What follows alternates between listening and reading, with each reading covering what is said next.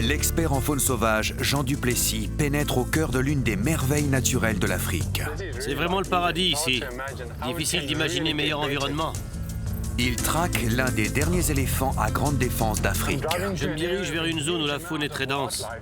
On est à la recherche d'un grand éléphant mâle. Il est le témoin d'une paix unique entre deux superprédateurs. Le plancher du cratère doit être l'environnement idéal pour les hyènes. Il se rend ensuite près d'une cascade secrète. Il y a vraiment beaucoup de passages près de cette cascade et l'atmosphère est de plus en plus tendue.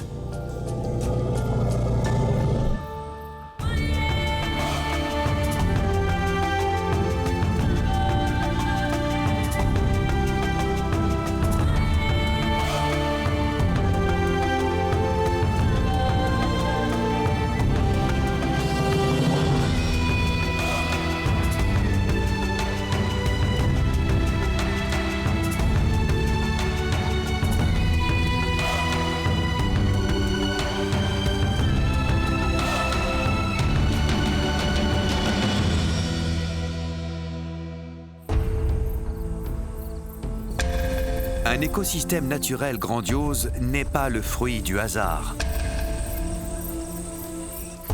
Il se développe au fil du temps quand tous les éléments qui le constituent évoluent ensemble, influencés par le climat et façonnés par la géographie du territoire. Lorsque ces deux éléments sont en harmonie, le résultat peut être spectaculaire. L'un des meilleurs exemples d'écosystème se trouve au nord de la Tanzanie. Il est considéré comme l'une des plus belles merveilles naturelles au monde. Il s'agit du Ngorongoro. Le massif du Ngorongoro est constitué d'une chaîne de volcans éteints, autrefois aussi haut que le mont Kilimandjaro. Il y a 2 millions d'années, une éruption cataclysmique a provoqué l'effondrement d'un volcan, créant un gigantesque cratère de 20 km de diamètre et de 600 mètres de profondeur. Il abrite aujourd'hui la plus forte concentration de mammifères au monde. Les faces externes du volcan sont recouvertes d'une épaisse forêt où vit une population d'éléphants vigoureux. Le Ngorongoro offre à lui tout seul une vue spectaculaire, mais il joue également un rôle écologique essentiel. Au nord, la gigantesque éruption volcanique du Ngorongoro a recouvert les zones alentours d'une épaisse couche de cendres, donnant ainsi naissance aux plaines du Serengeti. Le massif montagneux du Ngorongoro agit comme une barrière qui piège les pluies saisonnières et transforme ce qui serait sinon une plaine aride et poussiéreuse en un écosystème à la végétation luxuriante, favorisant une grande diversité de faune. Mais si cet écosystème est généreux au nord, ce n'est pas le cas au sud. Voici la vallée du Grand Rift. C'est une énorme déchirure provoquée par les forces tectoniques qui séparent l'Afrique en deux. Elle abrite de nombreuses espèces animales, dont une population d'éléphants vigoureux.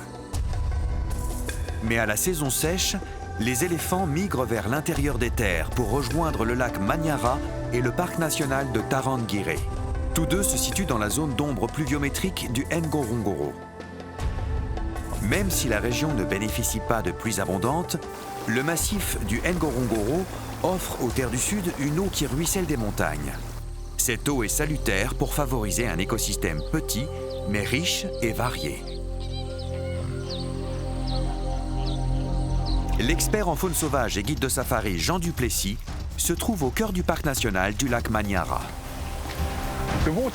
L'eau des cascades derrière moi provient de la pluie qui tombe sur les hauteurs du cratère du Ngorongoro, puis s'infiltre dans le sol pour finir dans ces ruisseaux qui se précipitent tous dans le Manyara.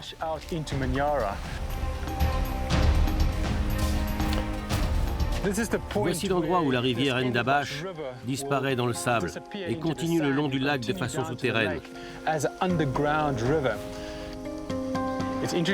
Il est intéressant de voir que là où l'eau disparaît dans le sable, le sol est truffé d'excréments d'éléphants. De toute évidence, les éléphants adorent venir ici pour se désaltérer le matin et en fin d'après-midi. Pendant la journée, d'autres types de troupeaux viennent ici. On est actuellement dans une saison intermédiaire où l'eau qui provient des cascades est assez abondante. Mais à mesure que l'on s'enfonce dans la saison sèche, l'endroit où l'eau disparaît dans le sol va se rapprocher de plus en plus du pied des cascades. Lorsqu'on sera à la mi-septembre, début octobre, où tout est très sec, il n'y aura plus qu'un filet d'eau qui ruissellera des rochers et une flaque minuscule au pied des cascades.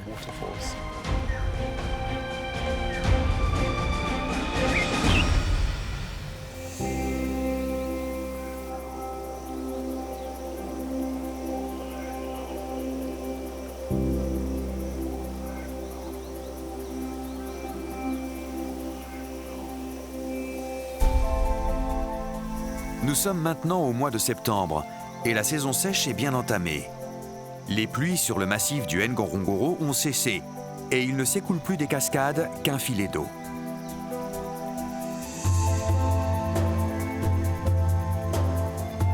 Le lac Manyara commence à s'assécher. Ces cascades deviennent essentielles à la faune du parc. Il doit s'agir d'un petit groupe qui vient ici pour se désaltérer en début de soirée. Il y a de nombreuses empreintes un peu partout qui indiquent que différentes hardes d'éléphants sont venus ici en fin de journée. Cette eau doit être la seule qui reste dans tout l'écosystème de la vallée du Rift.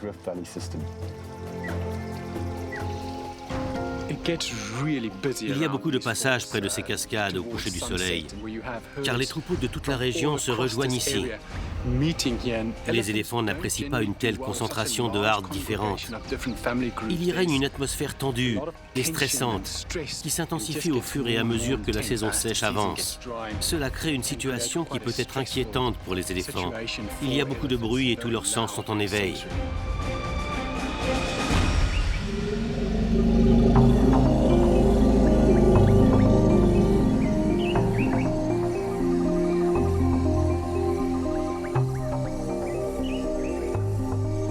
Il y a tellement de femelles qui se désaltèrent dans ces cascades que cela attire l'attention d'un éléphant mâle en muste.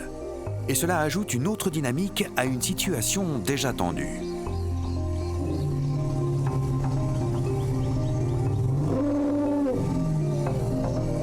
Le muste est un état périodique signalant que l'éléphant mâle a l'intention de se reproduire.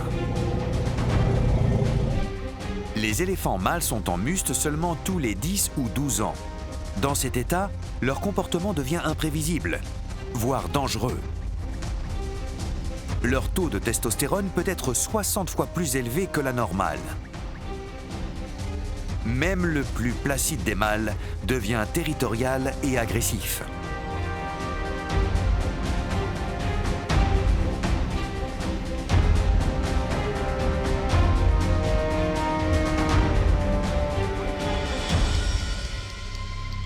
À en juger par sa taille, cet éléphant doit avoir environ 40 ans. Il est assez gros pour causer de sérieux dégâts si on le provoque. La période du muste ne rend pas l'éléphant mâle plus attirant aux yeux des femelles. En fait, à cause de son agressivité, une mère et son petit préfèrent s'en aller. Rester dans le coin est bien trop dangereux. Après avoir fait le fanfaron, il réalise que les femelles veulent uniquement se désaltérer. Il poursuit alors son chemin le long de la rivière, à la recherche d'un autre groupe.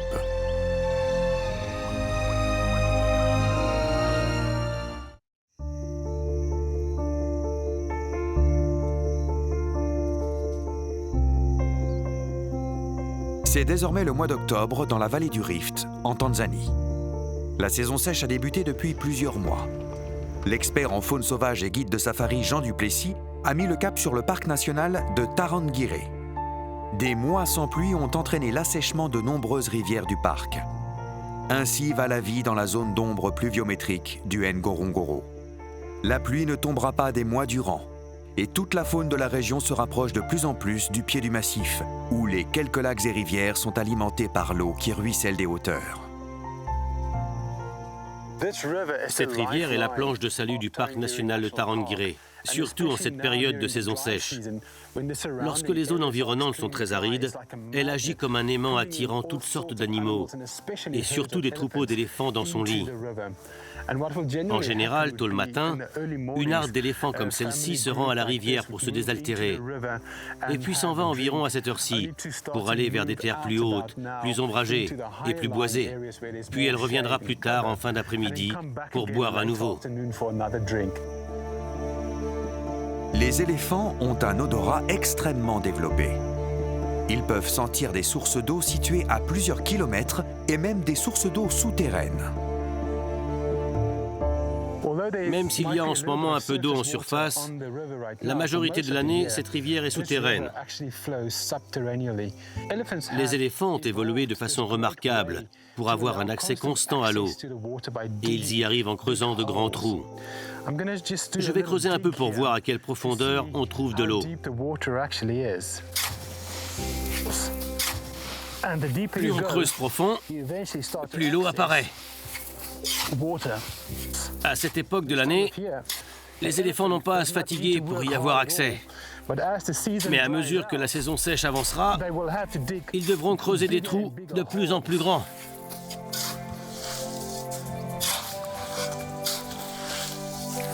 Et lorsque d'autres animaux, comme les zèbres, viendront boire, les bords du trou s'effondreront et il deviendra de plus en plus grand. À la fin, il y aura un beau petit bassin. L'eau est un peu trouble pour l'instant. Mais dans quelques minutes, la terre va se déposer et l'eau sera très claire.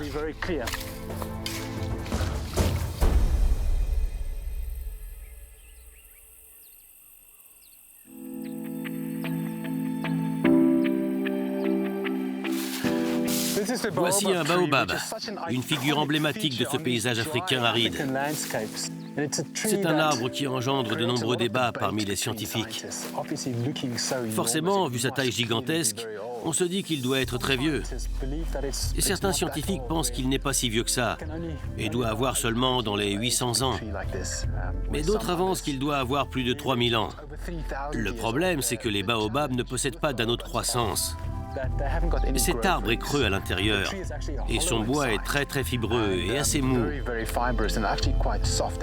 En général, les arbres à bois mou poussent assez vite. Ces arbres constituent l'habitat le plus incroyable pour toutes sortes d'animaux, des insectes jusqu'aux hommes. Et il est bien connu que les troncs creux des baobabs ont servi de maison, de cachette et même d'échoppe pour certaines communautés humaines. Ici, dans le parc national de Tarangire, le baobab est sans doute l'un des arbres le plus répandu. Il sert d'abri à des babouins, des léopards et aussi à un rapace nocturne. Ces arbres courent un grand danger en période de forte sécheresse, car les éléphants peuvent les détruire totalement. Si trop d'éléphants se nourrissent d'un baobab et utilisent leur défense pour en détacher des morceaux, l'arbre mourra. Ici, on voit bien comment l'écorce a été arrachée par les éléphants. Il y a des traces là où les pachydermes ont enfoncé leur défense et ont détaché des bouts d'écorce.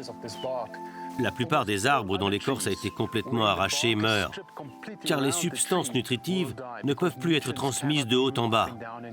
Mais les baobabs, eux, sont différents. Leur survie ne dépend pas de leur écorce. Ces arbres continuent de croître, et c'est un véritable exploit de survivre dans un environnement où il y a beaucoup d'éléphants.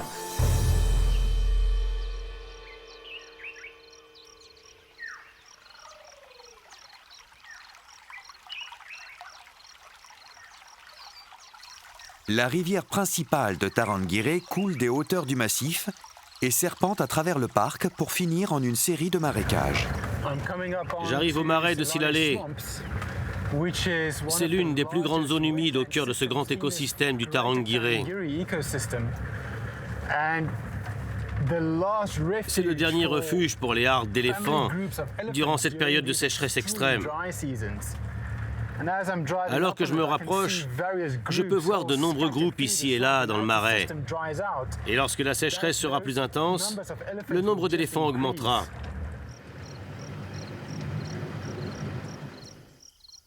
En route pour le marais, Jean fait une halte pour admirer un adorable éléphanteau.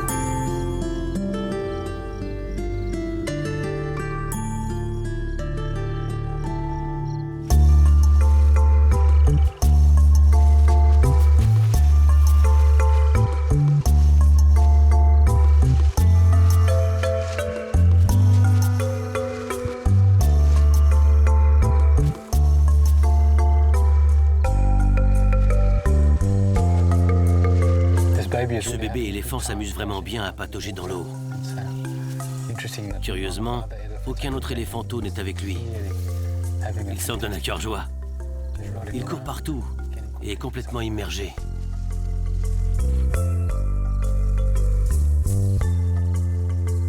Il est vraiment très jeune. Il doit avoir moins d'1 an. Il s'éclate comme un petit fou.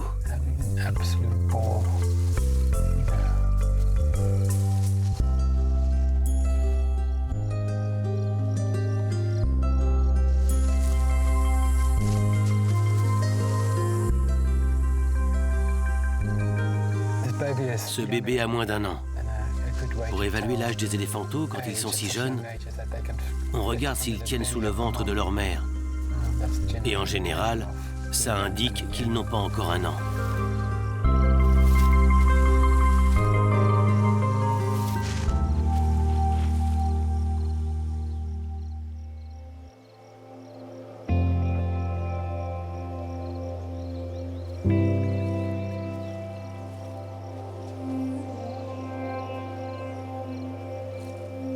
C'est vraiment fantastique. Il y a des hardes d'éléphants un peu partout, des familles ici. Il y a une 50aine d'éléphants autour de moi et d'autres un peu partout ailleurs dans le marais. Tous ces petits groupes peuplent le marais. Il y a des éléphants partout et les plus jeunes restent près de la rive où ce n'est pas très profond. Mais au beau milieu du marais, on aperçoit un grand mâle debout. La seule chose qu'on distingue est le battement de ses oreilles. C'est vraiment l'environnement idéal pour les éléphants en cette saison. La nourriture est abondante. Ils peuvent se désaltérer et c'est très protégé. Ce qui est fantastique ici en Tanzanie, ce sont ces couloirs interminables où l'on trouve surtout des éléphants qui se déplacent sans être dérangés dans des zones aussi lointaines que le cratère du Ngorongoro, à travers les forêts de montagne, jusqu'au lac Manyara.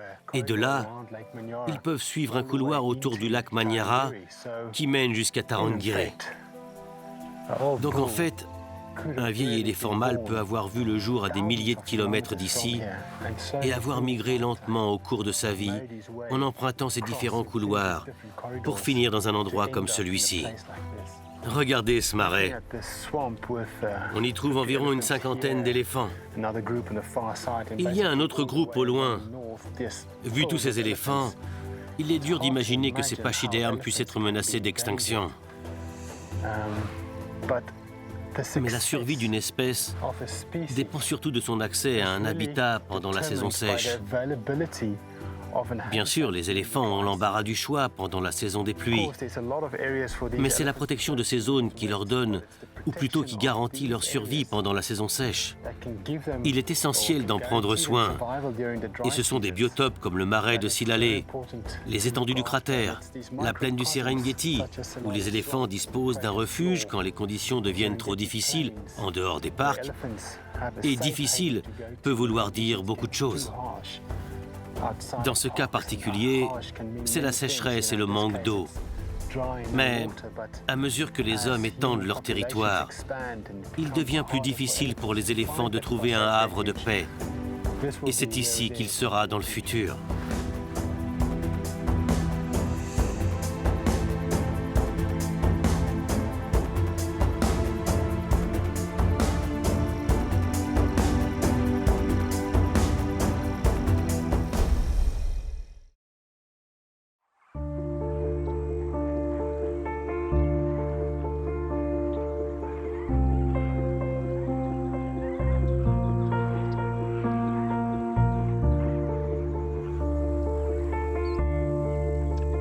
Sur le versant sud du Ngorongoro, la saison sèche s'étend de mai à octobre, période à laquelle débutent les courtes pluies.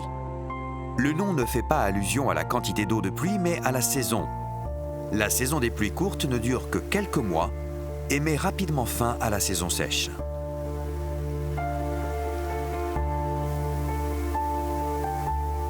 Toute la nuit, j'ai entendu le tonnerre gronder fort au-dessus de cette falaise, ce qui indique qu'il y a eu de fortes précipitations et cette rivière possède un énorme bassin versant. Ce matin, un tout petit filet d'eau s'écoulait des rochers. Et là, il augmente de plus en plus pour devenir un énorme torrent. Et j'imagine que cet après-midi, ces rochers seront submergés d'eau en provenance des montagnes.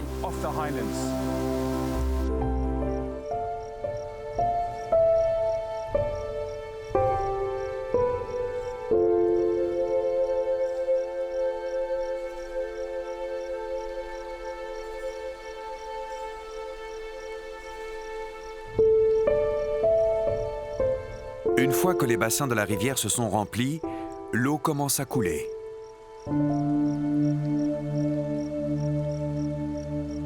Au début, c'est un filet d'eau dans le sable.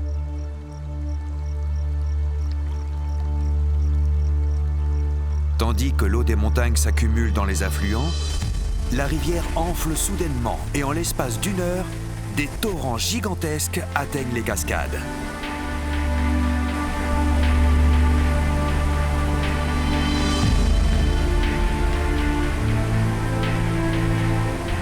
Très vite, une harde d'éléphants émerge de la forêt. Ils ont senti l'eau et savent que la rivière coule.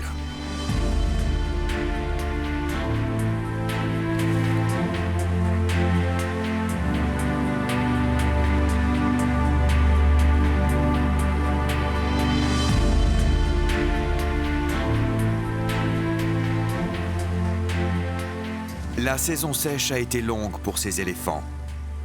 Pour eux, l'eau n'est pas seulement vitale pour boire. Ils en ont aussi besoin pour prendre soin d'eux. La peau d'un éléphant est épaisse et doit être hydratée pour rester en bonne santé.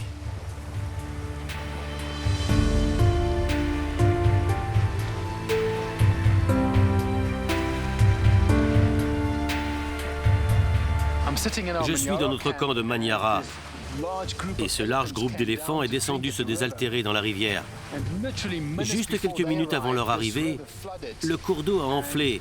Et cette rivière qui était à sec ce matin s'est soudain remplie d'une rive à l'autre.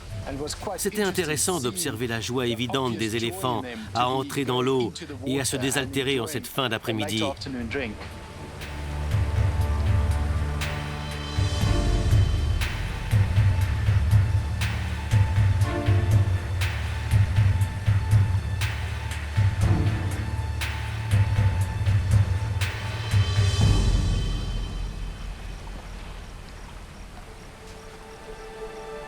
Le retour de l'eau régénère la terre, les arbres et les forêts, dont dépendent tellement d'autres espèces.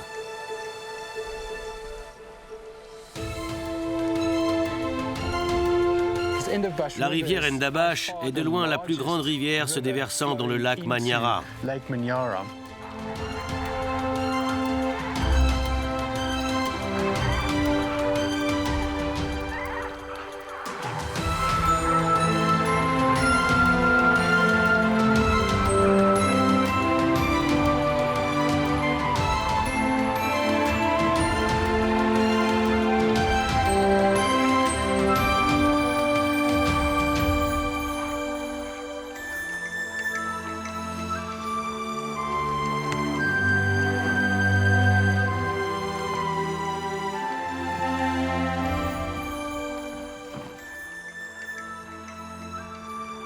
Voici le lac Manyara. C'est ici que s'accumule toute l'eau des montagnes. C'est un lac très ancien. On estime qu'il existe depuis environ 3 millions d'années. Il était alors 5 fois plus grand qu'aujourd'hui. Le lac Manyara n'a aucun exutoire, ce qui le rend très alcalin, avec une forte concentration de carbonate de sodium. L'environnement idéal pour que se développent des cyanobactéries, l'aliment de ces flamants nains. Tous les soirs, les femelles ayant nidifié dans le lac Natron, situé à une centaine de kilomètres d'ici au nord, y retournent pour nourrir leur progéniture. Mais au matin, elles reviennent s'alimenter ici. Cette espèce se nourrit principalement de cyanobactéries qui se développent uniquement dans les lacs très alcalins. Le bec des flamands est muni de lamelles, dont ils se servent pour filtrer les bactéries tout en avançant dans l'eau. C'est cette bactérie qui donne aux flamands leur couleur si distincte. Pour l'instant, les flamands sont assez loin sur le lac. Alors je vais utiliser un canoë pour me rapprocher d'eux.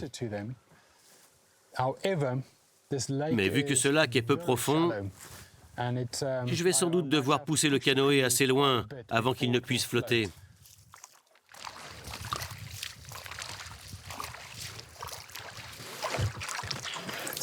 Voyons si on est embourbé. Non, c'est bon. Ils sont devant sur la droite.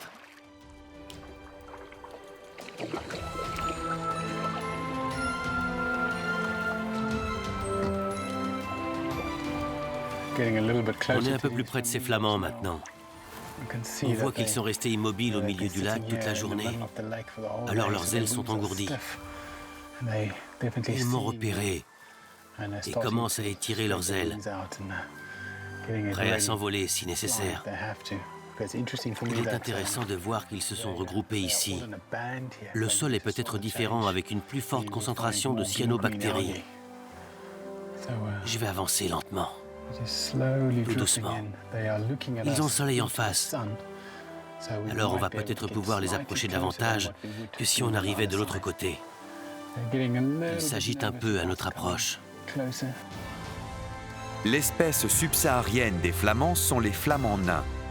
Leur nom fait référence à leur taille. Ce sont les plus petits de leur espèce. Mais ils ont quand même une envergure impressionnante de 90 à 105 cm.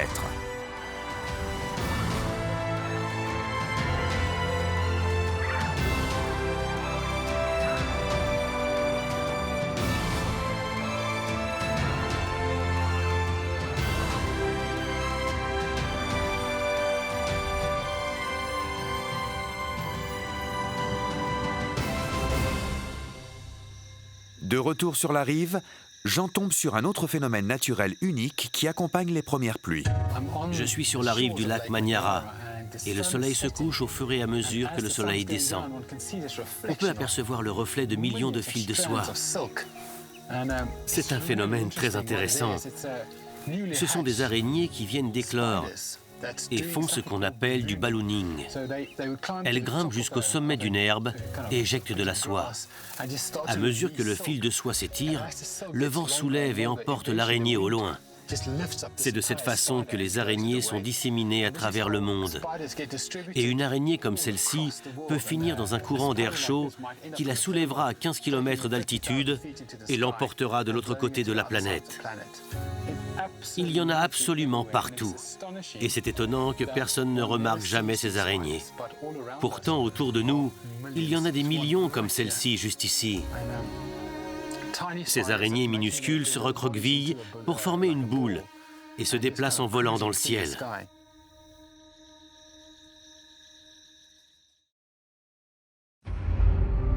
Jean Duplessis est arrivé au cratère du Ngorongoro.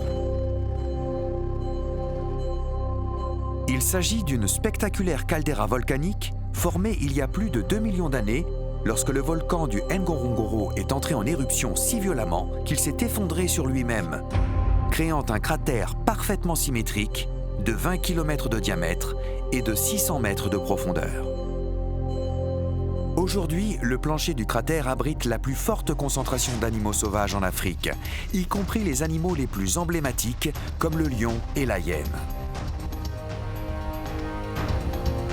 On y trouve également certains des derniers éléphants à longue défense d'Afrique. Ces éléphants sont de vieux mâles attirés par le cratère et ses nombreux marais. Un éléphant en particulier éveille l'intérêt de Jean. Le bruit court qu'un vieux mâle possédant des défenses magnifiques a disparu depuis quelque temps. On craint qu'il ne soit mort. Cette caldeira est un environnement naturel incroyable. Surtout pour de vieux éléphants mâles. C'est comme s'ils venaient ici pour prendre leur retraite et vivre leurs derniers jours. Il y a un mâle en particulier que j'adorerais apercevoir. Son ivoire est absolument magnifique et pèse environ 45 kilos par défense. Il est extrêmement rare de voir ces grands mâles de nos jours, surtout avec d'aussi grandes défenses. On dit que le dernier grand mâle à grande défense serait mort dans le cratère. Mais récemment, quelqu'un a avancé qu'il en resterait un. Alors ma mission aujourd'hui est de le localiser. La population d'éléphants africains à grande défense a été décimée par les chasseurs, qui les choisissent comme trophées, et par les braconniers qui tuent les éléphants pour alimenter le marché illégal de l'ivoire. Je me dirige dans une zone à forte densité d'animaux. Il y a des éléphants mâles ici et là, parmi les gnous et les zèbres. On va se rapprocher pour voir si le grand mâle que l'on recherche est parmi eux. On ne sait jamais.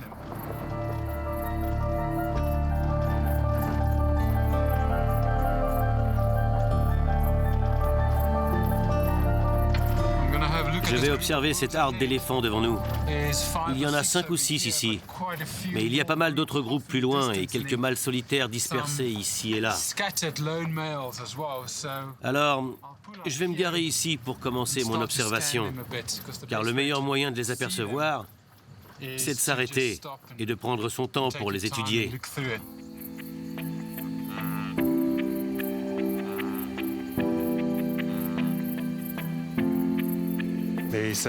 Il y a de nombreux mâles ici, avec des défenses très impressionnantes. Mais celui qu'on recherche n'est pas là. Celui qu'on traque possède des défenses qui touchent pratiquement le sol. Et il a du mal à marcher. Il doit maintenir sa tête bien droite. C'est extrêmement rare de voir des éléphants comme celui-ci. Et il aime se promener dans le marais. Alors il va falloir poursuivre nos recherches plus loin. Mais ces éléphants ont également des défenses impressionnantes. Le cratère du Ngorongoro nous donne un aperçu de ce à quoi devaient ressembler certaines régions sauvages d'Afrique il y a un siècle ou plus. Il est resté isolé et à l'écart de la colonisation humaine qui a décimé la faune sauvage à travers la majorité du continent. Jean se dirige vers une région où de petites rivières alimentent plusieurs marais. C'est un endroit où il est certain de trouver de vieux éléphants mâles. Je me trouve près d'un des plus grands trous d'eau du cratère. Et il y a un vieil éléphant magnifique. Ça illustre parfaitement pourquoi les éléphants font de ce cratère une sorte de maison de retraite. Les éléphants disposent de 6 jeux de molaires au cours de leur existence. Ils les usent progressivement à mesure qu'ils vieillissent. Et lorsqu'ils atteignent 55 ou 60 ans, leurs dents sont en général toutes usées. C'est alors difficile pour eux de vivre en forêt et de se nourrir d'écorces, de brindilles. Ils doivent donc migrer vers des endroits comme celui-ci où il y a des marais et de la végétation tendre. Le plancher du cratère est par conséquent un environnement idéal avec tous ces petits marais. Oui, cet éléphant est vraiment content de se nourrir de laitue d'eau. Malheureusement, c'est ici que les éléphants commencent à dépérir. Ce type de végétation ne leur permet pas de subvenir aux besoins de leur énorme corps. Par conséquent, à partir de là, les éléphants vont dépérir lentement, d'où le terme cimetière des éléphants, car en général, ils meurent dans des zones marécageuses comme celle-ci. Ce matin, on a déjà aperçu un grand nombre d'éléphants mâles sur le plancher du cratère. Et il me semble que ce nombre augmente de plus en plus au fur et à mesure que vieillissent les mâles vivant sur les hauteurs du cratère. Le Ngorongoro a résisté à plusieurs tentatives d'exploitation. Au début du siècle dernier, les colons allemands ont essayé de s'installer dans cette région pour cultiver le plancher du cratère. Ils ont tenté d'éliminer tous les animaux de la zone, mais peine perdue, ils ont dû abandonner et se retirer des lieux. Paradoxalement, c'est grâce à la chasse sportive que cet endroit a obtenu son statut d'aire de conservation.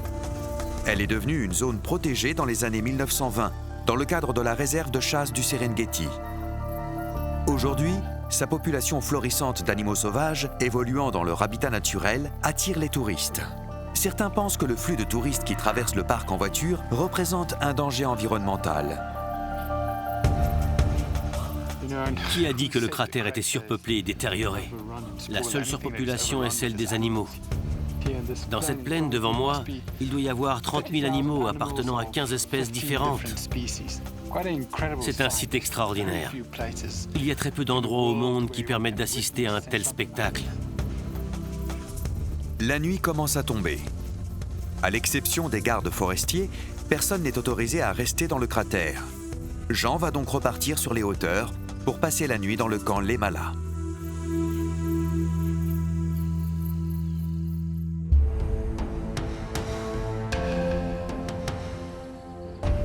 L'expert en faune sauvage et guide de safari Jean Duplessis est au cœur du cratère du Ngorongoro où il suit la trace d'un des derniers éléphants à grande défense.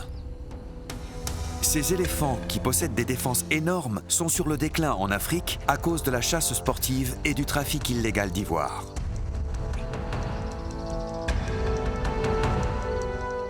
Ils cherchent un mâle en particulier, un vieil éléphant légendaire aux défenses si longues qu'il a du mal à maintenir sa tête lorsqu'il se déplace.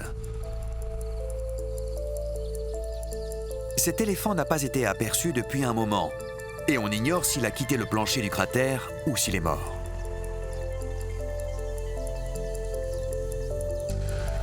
C'est le deuxième jour de recherche pour Jean, et il décide de partir tôt.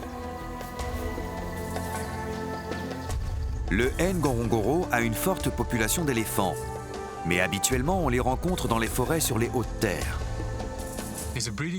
Il y a une horde d'éléphants dans le cratère, ce qui est extrêmement rare. Cela fait 20 ans que je travaille dans cette zone et je n'avais jamais vu de femelles et leurs petits ici. Ils sont parfois à la lisière de la forêt, mais sur le plancher du cratère, je n'en avais jamais vu. Ils sont très agités. Ils courent d'un côté à l'autre et n'importe quel véhicule qui démarre ou n'importe quel bruit les effraie et ils changent de direction. Il n'est pas rare de voir des éléphants dans des plaines ouvertes comme celle du Serengeti. Mais dans ce cas, une matriarche qui connaît bien la zone fait partie du groupe. Elle s'y est rendue plusieurs fois et communique sa confiance aux autres membres du troupeau, les mettant tous en confiance. Mais ici, c'est le contraire. Ils sont tous très nerveux. Leur trompe est haute la plupart du temps. Ils reniflent, essayant de sentir ce nouvel environnement. Cette matriarche n'est jamais venue ici. La journée va être difficile pour eux et j'espère qu'ils finiront par trouver leur chemin vers l'ouest du cratère où il y a une belle forêt d'acacias. Pour l'instant, ils sont toujours dans les plaines. Jean va garder un œil sur cette harde. Avec un peu de chance, ils trouveront leur chemin et sortiront du cratère. Jean décide d'aller sur des terres plus hautes où il aura un meilleur poste d'observation et pourra repérer l'éléphant qu'il recherche. En route, il tombe sur une troupe de lions. Comme la plupart des animaux vivant dans le cratère, ces prédateurs ont ici un comportement unique. Le territoire moyen d'une harde de lions dans le Serengeti est d'environ 200 km², mais cela est impossible ici dans l'espace confiné du Ngorongoro. Il y a eu jusqu'à 6 hardes au même moment à l'intérieur du cratère qui a une superficie de 260 km². Et il semblerait que ces deux-là soient sur le point de faire grimper ce chiffre. Il semble y avoir 2 couples dans cette troupe de lions. Et il est intéressant d'observer que dans ce groupe-ci, il n'y a aucun petit. Alors, il est fort probable qu'il y ait eu un changement de mâle dominant récemment. En fait, lorsqu'un nouveau mâle s'empare d'un groupe de femelles, il fait quelque chose d'assez rare dans le royaume animal. Cela s'appelle un infanticide. Il tue tous les lionceaux qui ne sont pas sa progéniture et s'assure ainsi qu'il s'accouplera avec ses femelles et élèvera ses propres petits. Les femelles ayant perdu leurs petits seront ensuite toutes en chaleur en même temps, environ 3 mois après cette prise de pouvoir. Ainsi, le mâle s'accouplera avec elles, ce qui explique pourquoi, en général, les lionceaux d'une troupe ont tous le même âge. Contrairement au Serengeti, où les territoires des lions et les mâles dominants changent souvent, renouvelant le patrimoine génétique, la population du cratère n'a pas évolué, ce qui a parfois causé quelques problèmes. La consanguinité a affaibli les gènes de la population. Les lions possèdent une hiérarchie précise. Les femelles chassent et s'occupent des petits. Une fois que les lionceaux sont nés, le rôle du mâle est de protéger la harde en la défendant contre des mâles errants ou nomades. Si le mâle dominant échoue ou est tué, les mâles errants s'emparent de la harde et tuent tous les lionceaux. Alors, Mère Nature a trouvé une solution originale. Les femelles tombent difficilement enceintes. Cela s'explique car de nombreux mâles passent par ici et essaient de s'accoupler avec elles. Parfois, un groupe de mâles s'accouplera avec un autre groupe de femelles qu'il domine. Et si une de ces femelles est en chaleur et qu'un mâle errant arrive dans le coin, il peut devenir très agressif. Elles s'accouplent avec lui, mais ne tomberont pas enceintes. Alors, quand les véritables mâles dominants s'accouplent avec elles, toutes les 20 minutes pendant 5 jours. On évalue qu'il y a 1500 copulations pour un lionceau qui atteint l'âge d'1 an.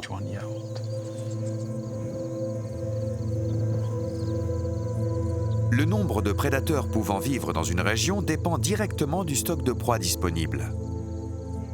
Contrairement au Serengeti, où la majorité des proies migrent à travers le territoire d'un prédateur pendant une courte période, dans le cratère, les populations sont sédentaires et fluctuent peu. La source de nourriture est donc plus stable. Grâce à la forte densité en animaux, le cratère peut subvenir aux besoins d'une grande variété de carnivores. On aperçoit une belle meute de hyènes là-bas. Le plancher du cratère doit être l'environnement idéal pour les hyènes. C'est en fait une des régions les plus prolifiques en hyènes du continent africain.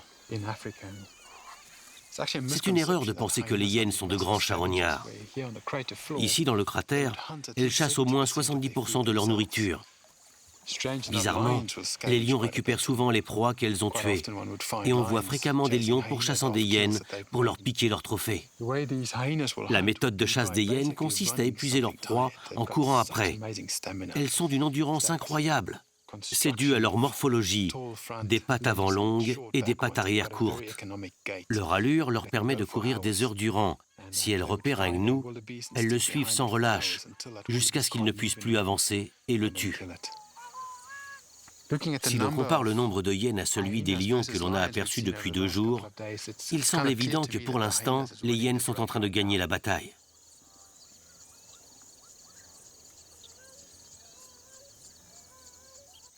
Il y a une belle meute de hyènes ici, avec beaucoup de jeunes petits.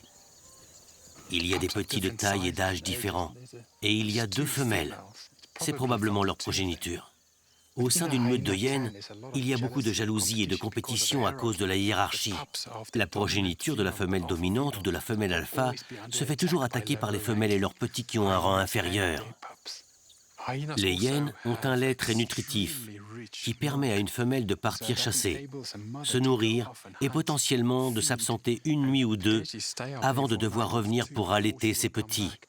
Les bébés hyènes peuvent survivre grâce au lait qu'ils ont bu avant le départ de leur mère. Cette femelle, ici sur ma droite, a un peu de sang sur elle. Il est possible qu'elle se soit battue. Ça peut aussi provenir d'une proie tuée la veille.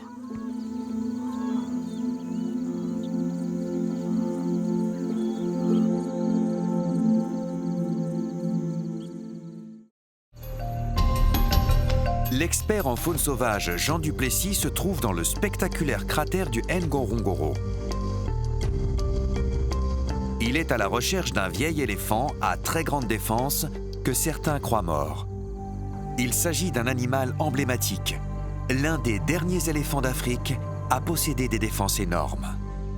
Au cours de ses recherches, Jean a croisé le chemin de 2 des plus grands prédateurs vivants dans le cratère. En observant des hyènes, Jean remarque que plusieurs d'entre elles sont tachetées de sang.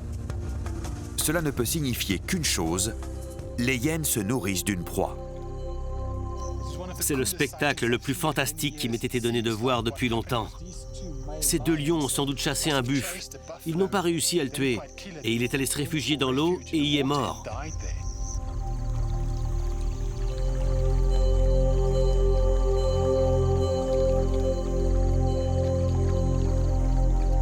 Ces hyènes ont dû observer la scène et sont en train de plonger sous l'eau. elles sont complètement immergées et arrachent des morceaux de viande.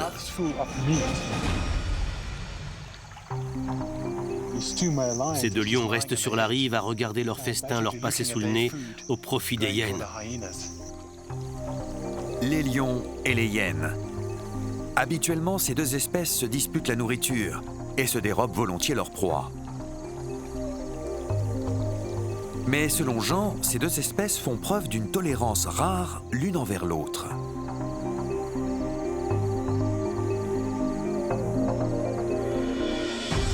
Alors que Jean était absorbé par le spectacle des lions et des hyènes, une chose incroyable se produit.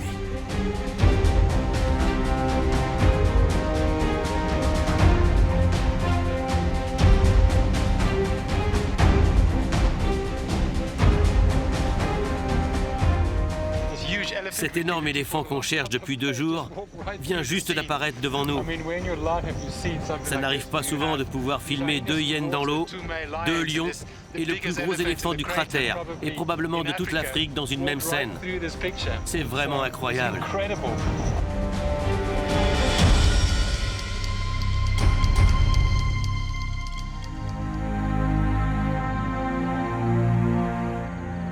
Ces défenses sont hors normes.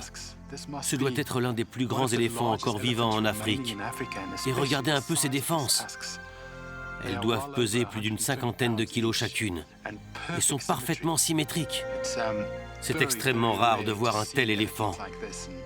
Il n'en reste plus qu'une poignée dans toute l'Afrique et celui-ci est l'un de ses derniers représentants. Le gène responsable des grandes défenses se fait de plus en plus rare. Et il faudra de nombreuses années avant que des éléphants comme celui-ci circulent à nouveau dans la nature. Le cratère est vraiment l'environnement idéal pour ces vieux mâles, leur permettant de survivre et de vieillir. Tout autour de nous, sur les hauteurs, sur l'anneau du cratère se trouvent des postes d'observation d'où les gardes forestiers surveillent les plaines pour décourager les braconniers.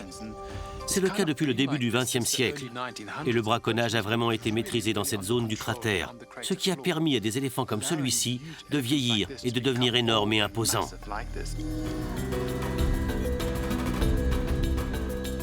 Ce vieil éléphant est peut-être le dernier d'une espèce en voie d'extinction. Pendant des décennies, les éléphants avec de grandes défenses ont été décimés pour leur ivoire. Selon les scientifiques, le gène des grandes défenses est en train de disparaître. Les éléphants naissent désormais avec des défenses de plus en plus petites et il est probable qu'un jour, ils n'aient plus de défense du tout.